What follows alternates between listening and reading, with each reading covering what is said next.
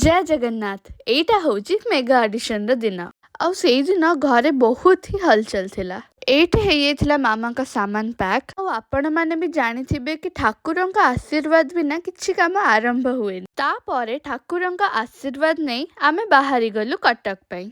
मामांकर ए charming face रे गोटे बड़ स्माइल टा देखिदेला माने लागे कि सब भल ही जीव। जगन्नाथंक दर्शन करी आमे पहुंची गलु कटक। पहुंची सारिकी करदेली मामा का मेकअप आउ एठे मामा स्टिचिंग करछन्ते तांको कॉस्ट्यूम रो देखि परथिबे केते कोन जिंस अछि सब।